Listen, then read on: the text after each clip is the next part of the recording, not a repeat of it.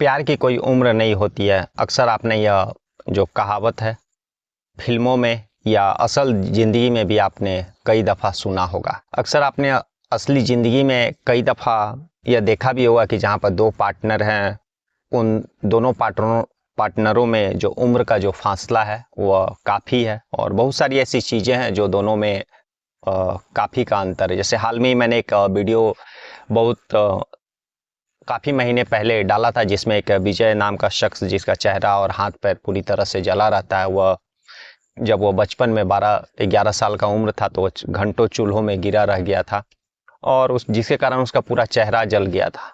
लेकिन बाद में काफ़ी समय बीतने के बाद वह लव मैरिज करता है। बाकायदा जो लड़की रहती है उसको आगे से मैरिज के लिए प्रपोज करती है। दोनों में जान पहचान, फिर प्यार और फिर उसके बाद शादी होता है और उसकी वाइफ भी काफ़ी सुंदर थी। और जहाँ तक विजय का सवाल है, उसका हाथ पैर सारा कुछ जला हुआ है।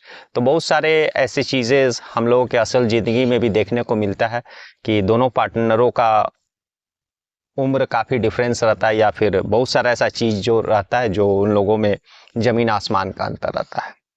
आज की कहानी भी एक ऐसे ही युवक की कहानी है जिसमें वह शख्स 21 साल का एक युवक रहता है और उसको अपने से लगभग 20 साल बड़ी एक बूढ़ी महिला से प्यार हो जाता है। वह इस तरह उसके प्यार में दीवाना होता है कि वह एक कांड कर बैठता है। नमस्कार, मैं हरेंद्र और आज आप इस क्राइम स्टोरीज में ऐसे ही एक कहानी सुन रहे हैं। दरअसल आज की कहानी जो है वह मध्य प्रदेश में एक जब्बलपुर जिला लगता है और उसी जब्बलपुर जिला में एक बरगी थाना लगता है और उसी बरगी थाना के अंतर्गत एक गांव आता है जिसका नाम निगरी गांव रहता है। उसी निगरी गांव में रहने वाली एक महिला जिसका काल्पनिक नाम कुसुम रहता है और उसके पति का नाम जो है मुकेश रहता है। दो बच्चे, एक लड़की एक लड़का, जिसका उम्र लगभग 18 साल और एक का उम्र 13 साल। और दरअसल कुसुम जी थी, वह धाना गांव की लड़की थी। उसी गांव से थोड़ा दूरी पर है वह गांव, धाना गांव। लेकिन उसकी शादी जो होती है वह निगरी गांव में मुकेश से लगभग 20-22 साल पहले होती है।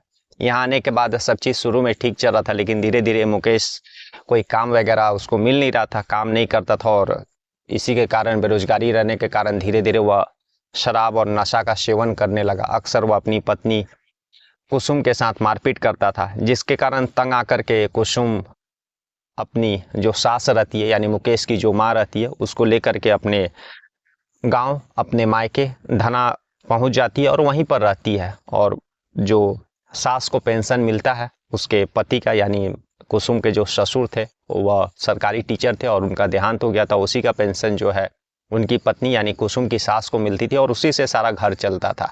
और वह मुकेश के आदतों से काफ़ी तंग आ गई थी, जिसके कारण वह अपने मायके आकर के अपने सास के साथ रहा करती थी। शुरू में तो सब चीज़ ठीक चलता है। उसी धाना गांव में एक मंदिर था। कुसुम और भी औरतें गांव के वहाँ पर पूजा पाठ करने जाया करती थी। कुसुम भी वहाँ पर जाने लगी। जब वह घना गांव आई तो अपनी सलामती के लिए, अपने बच्चों की सलामती की दुआ मांगने के लिए वो उस मंदिर में जाने लगी। तभी उस मंदिर में, जो गांव का मंदिर था, राधा कृष्ण मंदिर, उस मंदिर में एक 21 साल का जो पंडित, जो पुजारी रहता है, वहाँ पर पूजा करता है। धीरे धीरे कुसुम से उसका जान पहचान होता है, क्योंकि कुसुम बहुत सालों से अपने ससुराल में रही थी। निरगी गांव जो है उसका जो ससुराल था वहाँ रही थी, तो काफ़ी समय के बाद आने के बाद वो अपने गांव मायके धना में रहने लगी। तो नई औरत थी, तो इसलिए पंडित जी, जो वहाँ के जो पंडित थे, 21 साल का जो लड़का, उससे बातचीत होने लगता है। धीरे धीरे इन लोगों का बातचीत, जान पहचान जो है प्यार में बदलता है और इस तरह से इन लोगों के बीच प्यार बढ़ता है कि इन लोगों के बीच जो है नाजायज़ संबंध बन जाते हैं। लगभग 2-3 साल तक यह अफेयर चलते रहता है। काफ़ी समय कुसुम मंदिर में जाकर ही बिताती थी और वहीं पर पंडित से रह कर के बातचीत किया करती थी और इन लोगों के बीच उसी मिलने जुलने के दौरान ये लोग घूमने फिरने भी बाहर जाया करते थे और इन लोगों का जो है नाजायज़ संबंध भी बनता था। यहाँ सब चीज़ ठीक चल रहा था, लेकिन कहते हैं ना, प्यार, इश्क, मोहब्बत और नाजायज़ संबंध जो है वो छुपाए नहीं छुपते हैं। वही इस केस में भी हुआ। धीरे धीरे यह खबरें या जो बातें हैं गांव के लोगों को पता चली और फिर गांव के जो लोग, जो शख्स, उसके द्वारा जो है निगरी गांव में जो इसका ससुराल था जहां पर मुकेश रहा करता था, मुकेश के कानों तक पहुंचता है। जब मुकेश के कानों में यह बात पहुंचती है तो मुकेश दौड़े भागे अपने पत्नी के गांव धना आता है, उसको काफ़ी समझाता बुझाता है कि तुम्हारे और हमारे 2 बच्चे हैं, इतने बड़े बड़े बच्चे हो रहे हैं और गांव में तरह तरह की बातें हो रही है। और फिर जो है मुकेश अपनी पत्नी को यही कहता है कि अब मैं नशा का सेवन नहीं करूंगा और काम भी शुरू कर दूंगा, तुम किसी तरह से अपने ससुराल चलो, मेरे साथ चलो, हम लोग वहीं रहेंगे। निगरी गांव में जो मुकेश का घर था वहीं पर रहने के वह जिद पर अड़ जाता है। और यही बात जो है विवेक दुबे, जो उस मंदिर का पुजारी रहता है, उसको यह खबर चल जाता है कि कुसुम का पति मुकेश उसको समझाने बुझाने के लिए और ले जाने के लिए आया हुआ है और ले जाने की जिद पड़ा हुआ है। तब वह कुसुम से मिलता है और कुसुम भी मुकेश के बातों से प्रभावित हो गई रहती है और वह भी बोलती है कि मेरे बच्चे बड़े हो रहे हैं और मेरे और तुम्हारे रिलेशन को लेकर के गांव में तरह तरह की बातें फैल रही है, तो मैं नहीं चाहती हूँ कि मेरे और तुम्हारे रिलेशन के चलते मेरे जो दोनों बच्चे हैं, लड़के और लड़कियाँ जो हैं, उनके जीवन पर किसी तरह का जो कोई खतरा आए। तो वह यही बोलती है कि अब जो हुआ सो हुआ और हम लोग का रिलेशन यही ख़त्म होता है। जो विवेक दुबे था उस मंदिर का पुजारी, उसको एक तरह से उसको लत लग गया था और काफ़ी दफ़ा इन लोगों के बीच नाजायज़ संबंध हुआ था और एक साथ ये लोग घुमा फिरा करते थे, बहुत समय ये लोग प्राइवेटली बिताया करते थे, जिसके कारण विवेक दुबे कुसुम का लत लग गया था और इसके कारण वह किसी भी हाल पर, किसी भी कीमत पर कुसुम को छोड़ने के लिए राजी नहीं था। और जब वह सारा चीज़ उसको मालूम, कुसुम ने उससे मिलने के लिए इनकार कर दिया, अपना जो रिलेशन ख़त्म करने के लिए उसके ऊपर दबाव बनाने लगा। और इसी के दौरान विवेक दुबे को भी यह पता चला कि जो कुसुम का पंडित है, जो कुसुम का पति है मुकेश, वह गांव में आया था और कुसुम को अपने साथ ले जाने के जिद पड़ा हुआ। तब वो एक प्लान रचता है, एक साजिश रचता है और उसको अंजाम देने के फिराक में लग जाता है। इसके लिए उसने जो है कई दफ़ा जहाँ पर मुकेश का जो गांव था, निगरी गांव, वहाँ पर जा कर के उसका रेकी भी करता है कि वह कितने बजे घर में आता है, क्योंकि विवेक को भी यह मालूम था कि मुकेश की पत्नी और उसकी माँ जो है धना गांव में रहती है, वह अकेले ही वह अपने गांव में रहता है। तो वह कई दफ़ा जा कर के रेकी किया कि कितने समय वह घर में अकेले रहता है, घर में, या फिर उसके साथ कौन कौन सोते हैं। वह सारा 2-3 दिन रेकी करने के बाद फिर प्लान बनाता है और उस प्लान में अपने जो 2 दोस्त रहते हैं, उन दोनों दोस्त जिसका नाम मयंक त्रिपाठी और संजय चौधरी, उसी घना गांव के रहते हैं और इन लोगों को 1.5 लाख रुपए का लालच में कि उसको सुपारी मिला है विवेक को और 1.5 लाख एक शख्स दे रहा है और हम लोगों को जो है मुकेश का कत्ल करना है। और इस 1.5 लाख के रुपए का लालच दे करके अपने प्लान में उन दोनों मयंक त्रिपाठी और संजय चौधरी को मिला लेता है और उसके बाद फिर एक दिन उस वारदात को अंजाम देने के लिए निकलता है। और वह 2 अगस्त का रात था और रात में वह पहुंचता है मुकेश का जो निगरी गांव है वहां पर, और मुकेश सो रहा रहता है और उसको ये तीनों मिल करके धारदार चाकू से ताबड़तोड़ वार कर देते हैं। मुकेश वहीं पर मर जाता है और ये तीनों जो है विवेक और विवेक का जो दोस्त मयंक मिश्रा, संजय चौधरी, वहां से भाग जाते हैं। अगले सुबह होती है 3 अगस्त, इसी साल और इसी महीने के 3 तारीख की मैं बात कर रहा हूँ। और सुबह होने के बाद कुछ लोगों का नज़र उसके घर के जो बाहर में वह सोया था, झोपड़ी नुमा जो जगह था वहाँ पर, तो देखते हैं कि सारे लोग वह लहूलुहान है और देखे तो उसका जो है मृत्यु हो चुका था।